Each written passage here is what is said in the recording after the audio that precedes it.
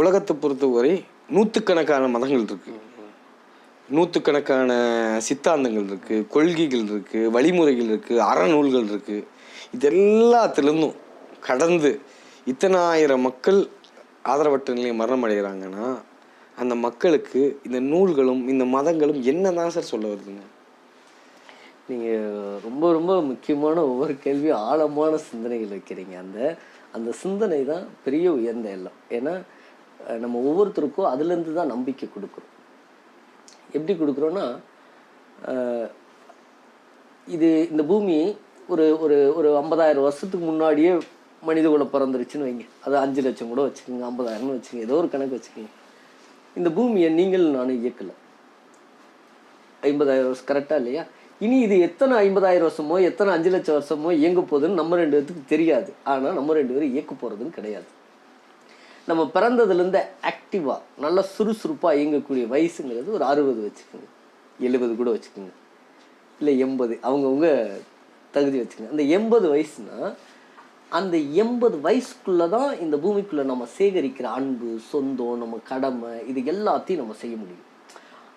இப்போ நான் ரொம்ப முக்கியமாக நான் ஏற்கனவே ஒரு பாடலில் நான் சொன்னேன் இல்லை, மின்மயானத்தில் அந்த பாடலில் ஒலிக்கிற ஒரு நிறைய வரிகளில் ஒரு 4 வரி ரொம்ப ரொம்ப முக்கியமான வரி.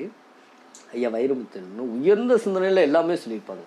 அதில் 4 வரியில் ஒரு முக்கியமாக சொல்லுவாங்க, பூமிக்கு நீ ஒரு யாத்திரை வந்த, பூமிக்கு நீ ஒரு யாத்திரை வந்த, யாத்திரை தீருமுன் நித்தரை கொண்ட, யாத்திரை தீருமுன் நித்தரை கொண்ட. இந்த 2 வரியில் அடங்கியுள்ள பொருள் என்னன்னு பாருங்க. நீ பூமிக்கு ஒரு கடமை ஆற்ற இங்கே வந்த, இவ்வளோதான் சிம்பிள். கடமை ஆற்ற வந்த, உன் கடமை என்னான்னு தெரிஞ்சுக்க. கடமை ஆற்றத்துக்குள்ளேயே நீ கடமை ஆற்றி புரிஞ்சு உன் கடமை என்னான்னு தெரிஞ்சுக்கிட்டு அது முழுமையடைகிறதுக்கு முன்னாடியே இந்த பூமியிலேருந்து நீ போயிடும்.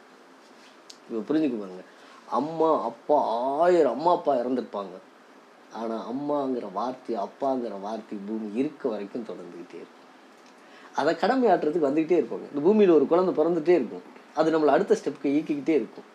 அப்போ இதில் எல்லா நூல்களும் நமக்கு சொல்லிக் கொடுக்குற ஒரே விஷயந்தான், வாழ்கிற அந்த சிறிது காலமாவது எல்லாத்து மேலேயும் அன்பும் அக்கறையும் பாசமும் பெரிய ஒற்றுமையையும் உருவாக்கி வச்சுட்டு போயிடும். ரொம்ப சிறப்பான பதில். நான் கேட்டதில் ரொம்ப வியந்த பதில். கடைசி மனிதன் உள்ளவரை இந்த உலகத்தில் யாரும் ஆதரவற்றோர் இல்லைங்கிற கருத்தை மிக தெளிவாக சொன்னீங்க.